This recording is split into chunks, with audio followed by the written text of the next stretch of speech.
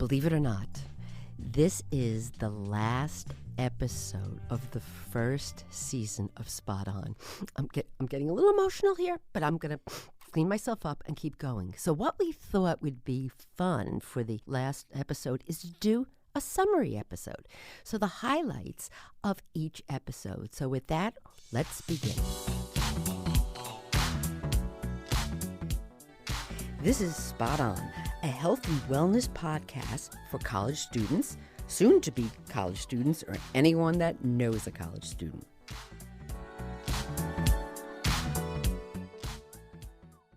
Spot On breaks through the latest health and wellness information hijacked from media headlines to provide you with accurate and usable information that is, well, spot on to meet your needs. I am your host, Dr. Joan Salge Blake. I am a nutrition professor at Boston University and the author of the college textbook called Nutrition in You, which is used in colleges across the United States and abroad. You know, our first episode on Spot On for the season was, what to eat before, during, and after you work out. Well, who knew that you were really, really interested in this topic, because this became one of the most popular topics of the entire season. We interviewed sports dietitian Lauren O'Brien, who gave us the magic formula for what to eat to improve your workouts. Let's listen to some of the highlights of Lauren's advice. I always say for leading into a workout, if you can't tolerate anything, carbohydrates are essential, and start with those. So a lot of times I'll say to my athletes, start with even a quarter of a banana and try doing that for a week and then build from there. Ultimately, I would want to see them having something that's about 2/3 carbohydrate and about 1/3 protein. The carbohydrate is really what's, fueling that workout. And I always say that the protein kind of acts as a primer. It kind of helps start to repair and replenish that tissue that you've been really demanding on during that workout. We talk a lot about this kind of like window of opportunity after the workout. I'm sure most people have heard about this, like 30 to 60 minutes. That's where you're going to really make sure you're getting, everything that you need. And that usually means, again, a balance of carbohydrate and protein. But more research is even showing that even up to 48 hours after a workout, your body is still rebuilding and repairing, especially if you're someone who does quick turnaround in your workouts. That would be like 12 hours sometimes between workouts. So that's where we really say, okay, right after your workout, you do need the carbohydrate and protein, where it's, 30 to 40 grams of carbohydrate. So again, maybe like 2 slices of bread, and then about like 20 grams of protein. So that might be like 3 eggs or like 3 tablespoons of a peanut butter, something like that. Okay, so what about meditating your way through college and beyond? Can meditation help you with anxiety and stress? Do you have to sign up for a class, or are there apps on your smartphone that could work for you? Let's find out. When we're feeling stressed or overwhelmed, it's usually about something from the past or the future. And meditation really guides us to kind of focus on the present moment without judgment. And so it really helps kind of lower our whole body's kind of nervous energy. It's totally great for decreasing cortisol. And I noticed in my own life just a definite decrease in stress and just like this sense of well-being, like being connected to my day and my connections that I was having. And yeah, so it's definitely helped me through a difficult time. I'm super grateful to have found the practice. With meditation, it's the practice of over and over again bringing your attention back to the present moment. And so meditation is really the act of just that. My best suggestion are just the apps. I mean, it's right on your phone. You can use it whenever you want. And it's something I think you can definitely start like with or without a group. And yeah, there's tons of resources. I so enjoyed the episode on paleo to keto, are carbs the villain on your plate? And we're hearing so much about this keto diet. So is there really any science to back up that the keto diet is the way to go for weight loss? Well, we invited fad diet expert Toby Amador. She's a registered dietitian from New York City, to set us straight about the keto diet and low-carb diets altogether. Let's listen to her advice. It has shown to be beneficial in kids with seizures. Right. So there definitely is something to it. However, for a weight loss for someone who's looking to weight loss and change their healthy eating patterns. It actually isn't something that's sustainable. It's not fun. It's not tasty, because I've tasted and I've actually I've cooked some a ton of keto recipes just for my own knowledge, and it was freaking tough to sit there and calculate everything out. And I'm telling you, as a dietitian, where I've analyzed thousands of recipes, I'm the nutrition expert at Food Network. I've done a lot of analysis for thousands of recipes over there in my own cookbooks. It is just tough to sit there and make sure every meal is under like about 8 grams of carbs. I think everybody's looking for the newest thing, and you have some influencers, whether it's a couple of big name celebrities had done it, and so if they did it, they're absolutely influences to other people.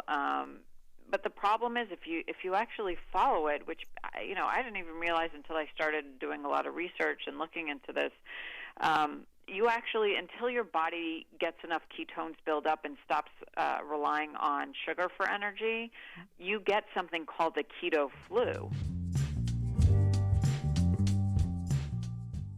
Why are celebrities trying to be the new health and wellness expert? This drives me absolutely crazy because they have absolutely no background in either health, wellness, and, of course, nutrition. So I invited Tim Caulfield, the host of the successful Netflix series A User's Guide to Cheating Death, to come on and explain why are celebrities pushing health quackery, and what could be some of the problems when you use Google, or I like to say Dr. Google, to search for health and wellness information. Celebrities, their megaphone is just so large, and they're able to get this misinformation out there. And there's a lot of really interesting research that shows just being exposed to misinformation, like just being exposed to the noise, can have an impact. It's called the mere exposure effect. And that's why fake news can have an impact, even if we know it's not true, right? Right. It can still have an impact because it keeps these myths, this misinformation alive. And so I think that's one of the things that's often underplayed in the context of celebrity culture. They're getting better and better at using sciencey language to legitimize their practices, so it kind of sounds real. I call it science exploitation, where they'll take a real area of science. A really good example now is the microbiome and this gut health. Right. So now detoxes, cleanses, supplements are all justified based on their microbiome research, which is real and it's an exciting area. But what they'll do is they'll use that terminology to give their product this veneer of scientific legitimacy. We should remember how problematic searches can be, right? I mean, if you search a phrase, and I've done this for a number of topics, often the first page will have results that are not necessarily that accurate, and even the top snippet, which is what is read by your computer, if you ask your phone, if you ask for help from Google to get a verbal response, is inaccurate. This episode on how to deal with a difficult roommate. Let me tell you, this is not just in college. This could be life after college and, for some of us, marriage. But anyway, who knew that communication, confrontation, and using your RA, your residence assistants, as a mediator can actually turn a difficult roommate situation into a more positive experience? Let's find out how. At the end of the day, it all just comes down to communication, Sure. Which you could ask any of my friends. I wouldn't say great communicator, but I have no trouble getting how I feel across. And some people associate confrontation, with a negative feeling, but it really shouldn't be a negative thing because you just have to get through your life by confrontation. My RA this year always said, when we had our meetings and stuff, please, knock on my door. If I'm there, I'll always answer it. Right. Or, I had her email, she gave me her email. She's like, or shoot me an email. And then later on, when I started seeing her more frequently, she was like, shoot me a text, super accessible. And she was like, when I told her, when I was very thankful for her, I was like, I know you have a lot going on. She's like, this is what I get paid to do. It's not the mediator's job to determine a winner or, for them to decide who's right and who's wrong, Right. because that is not their job. Their job is to enable the conversation and help it along and facilitate it, and make sure that everyone has the opportunity to get how they completely feel across. So yeah, I think that that's an important takeaway. There is no winner in this situation. No one's right or wrong. Like, that's how you reach compromise in the end. Is the Freshman 15 a myth or a reality? Well, I'm not going to tell you. You're going to have to tune in to hear more about that. But what I loved about this segment, this episode, is that we invited a college dietitian, Rachel Reynolds, to come on to talk about the realities of the fears that college students may have about eating in college dining halls and how to eat more healthfully. So a lot of students come in and they are so afraid of gaining this weight when they come to college. So they're in a different environment completely. They are often eating in a dining hall of some sort, where there's a lot of different options than what they're used to. Their schedule is different than what they're used to. So they're coming in and their main concern is, oh my gosh, how do I avoid gaining weight? A lot of them, though, are actually not eating very much, so they're using these unhealthy eating practices. It's also a hard environment in that when you're in this dining hall that has great options and has a lot of options, it's also kind of hard to figure out how much do I really need. So that's another piece of it is there's a lot available. You're making your choices on your own, sometimes for the very first time, about what am I going to eat, how much am I going to eat. So that's stressful too. So sometimes it's also just thinking about how can we educate students so they do understand what they need and they can meet what their body needs when they are in this situation. We are hearing so much about intermittent fasting. I get questions on this all the time, so we did an episode on this. And the question is, what is intermittent fasting, and can it be used for weight management? So we brought on the renowned obesity researcher, Dr. Jim Hill, and he came on and set us straight about the latest dieting craze. Let's listen to it. There's not one definition of intermittent fasting. What we're trying to do when we suggest the concept of intermittent fasting is extend that period of time during the day when you don't eat. So let's say typically you might go 8 or 9 hours not eating, basically when you sleep, and during the other time it's like fair game. So intermittent fasting is saying let's have some periods where that fasting period is longer. One of the ways we're particularly interested in it is after people lose weight, and by the way, we're pretty good at producing weight loss. Where we run into problems is keeping the weight off. And so one of the things that we teach people is this is a tool that when you have a rough patch during weight loss maintenance, maybe for a week you do alternate day fasting. People often say to me, oh, it's so expensive to eat healthy, so I wanted to nail this one right where it needed to be nailed. So can it be done? So we invited a college nutritionist, Claire Murphy, on board to tell us, can you really eat healthy when you have a tight budget? And you're going to be surprised at just some of the tips she gives. There's many more in the episode, but what I love the most is marked down food that's on sale. What did she say about that? Oftentimes, usually it's kind of in the back of the produce section, but there might be a cart or a display where they have this produce that doesn't kind of fit the traditional way that we would think that it should look. And it's often discounted price-wise. And it's, a small display, but it's there. So kind of voting with your dollars and letting the grocer know that you're interested in purchasing that food. Planning ahead is a big one. I think a lot of times if we go to the grocery store hungry, we don't really have a plan. We might be more inclined to buy things that aren't necessarily within either our budget or, the foods that will help us to reach our nutrition needs. So making a grocery list is a great way before you go to the store and really sticking to it. That can help to avoid impulse buys and help reduce our food waste.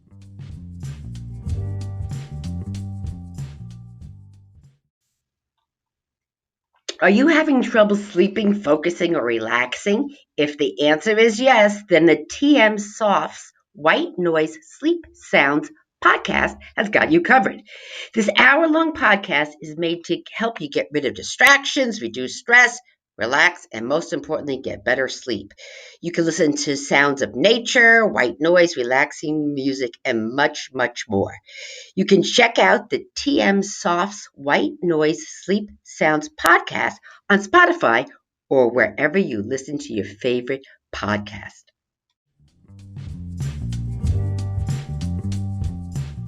You know, we're all on social media. Some of us are on a little bit too more than we should be, but that's another episode. But this episode, we wanted to figure out, how does social media affect your body image? And there is some fascinating research about that. So we went to the real source. We went to Dr. Roberto Alavardia. He is a Harvard researcher and the author of The Adonis Complex. And he came on and he shared his stunning research about the impact of the chronic use of social media, such as Instagram, and how it can affect how you see yourself in the mirror. Let's listen. Media is an incredible fuel to the flame, and social media even more so. And what's probably the biggest difference from when we wrote Adonis Complex in 2000 to now is the influence and the impact of social media. And the younger people that I'm seeing who are affected by body image dissatisfaction. I mean, I treat boys as young as 9 and 10 with significant body image concerns. And there are apps that you can literally take out, quote-unquote, flaws, you know, in your appearance. We really have to fully be media literate in the sense that, of course, people know that a lot of these images might be digitally enhanced, but to really understand when our self-talk is being activated. We all have self-talk about our bodies and our appearance, and I encourage everyone who's listening to this to, as a homework assignment, be aware of what your self-talk is. We coined this phrase, the Adonis Complex. It's not a clinical term, but more to kind of denote all the different manifestations of body image problems. And Adonis, for people who may know, was a mythological character. He was half man, half god, and he really represented the ideal in masculine beauty. We're hearing so much about plant-based diets, and some people want to become a vegetarian, but unfortunately, if you don't do it correctly, there could be some problems with it. If you do it correctly, it can have a lot of pluses. So to set the record straight, we invited on plant-based registered dietitian nutritionist guru, the author Sharon Palmer. She has so many books about vegetarianism, to come on and share her insight of what you need to know about vegetarian diets and when you need to get some help. So there's quite a bit of research that shows that people that eat a more plant-based diet have lots of health benefits, mostly related to heart health, lower weight, a healthier weight range, and lower risk of diabetes, even certain types of cancer. So there are a lot of health benefits associated with eating this way. If you eat a really smart, well-planned vegetarian diet, you should do pretty well with your nutrient needs. The only thing you could be a little short on is B12, because even B12, if you're excluding all animal flesh in terms of meat, poultry, and seafood, you could be a little short. So the recommendation is to supplement with B12 a few times a week. And then if you're a total vegetarian, meaning you're vegan, then you would have to supplement every day with B12, because that's really found in animal products. Especially for a vegan diet, I always recommend that somebody sit down with a registered dietitian who is familiar with that, with those kind of eating patterns, and just make sure you're, planning out a nutritionally adequate diet. In this episode about the good, the bad, and the ugly about consuming alcohol, we invited an expert, Ginger Holton. Her AKA, get ready for this, is Champagne Nutrition. She's an expert on people's association and relationship with alcohol, to talk about, while there may be some benefits about drinking some alcohol for those who choose to do it, it may not be for everyone. Very generally, it takes about an hour for your body to break down about 8 grams of alcohol. So if a drink is about 14 grams, you're looking about clearing about a half of a drink per hour. So it's a pretty slow process. It sticks around. But I want to tell you that this depends on many things. Male versus female, your age, your weight, your genes, like I mentioned, how quickly those pathways are working in the liver, how much you've eaten, like we talked about, the type of alcohol you're drinking, how strong it is, how quickly you drank. And then people should not underestimate that there's many interactions with medication. Oh, yes. So really people need to think about that too. There's many factors. Some people are going to clear alcohol faster and some slower, but generally about a half a drink an hour. Women, because of that, actually are at increased risk for developing damage to their liver, to their heart, and to their brain when they're having long-term alcohol misuse or chronic alcoholism. More importantly, she educates us on something that's very serious called drunk orexia. It's actually a combination of eating disorder behavior and alcoholism behavior together. So what's happening is people are either restricting their calories or purposefully not eating or exercising a lot in order to stay thin, because there is a lot of calories in alcohol. So basically people want to drink, but they want to stay thin, so they are not eating or they're restricting in other ways. It's a pretty dangerous practice.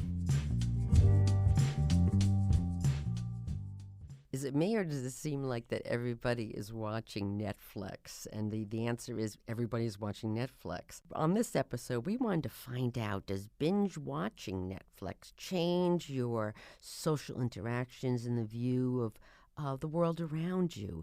And we had a fascinating BU researcher, Sarah Krongard, come in and talk about her latest research on the effects of binge watching of your favorite TV shows. And there is some not so good news and some good news.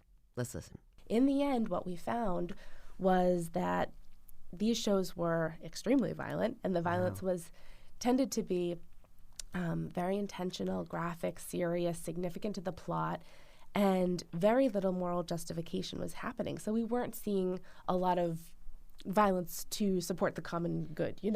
We found that people who spent more time binging in general, and these shows specifically, saw the world as a meaner place and a less kind, friendly environment. So we saw that there was a relationship with these specific programs, especially because they're so violent.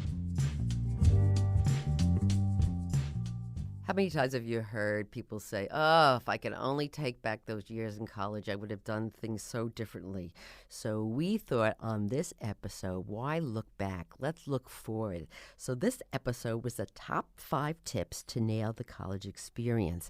And we brought on two fellow college students, one that is just about graduating and one that graduated and has a great job. So she's going to tell you about life after college, to get their wisdom of how to make the most out of your college times. Let's not look back. Let's look forward. Let's listen.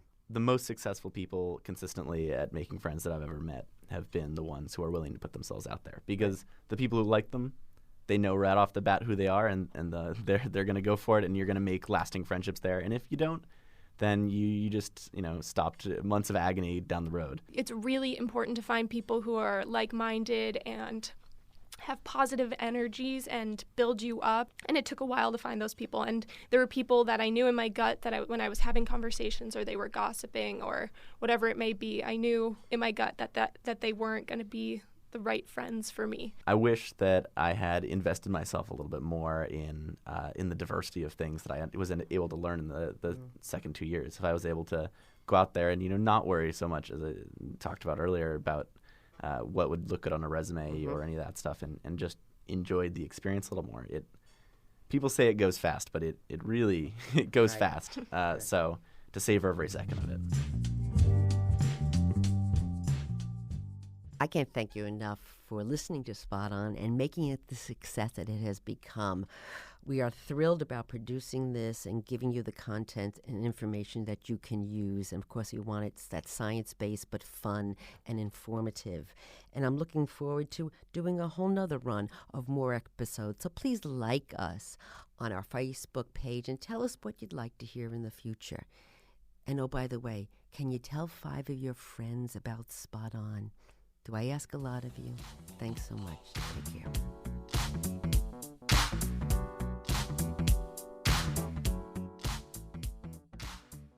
Thank you for listening to Spot On. I am your host, Dr. Joan Salge Blake. Follow me on Instagram and Twitter at Joan Salge Blake. Please subscribe to Spot On through Apple Podcasts, Spotify, or anywhere you find your podcasts. Also, visit our Facebook page to join the conversation and tell us what you'd like to hear in future episodes.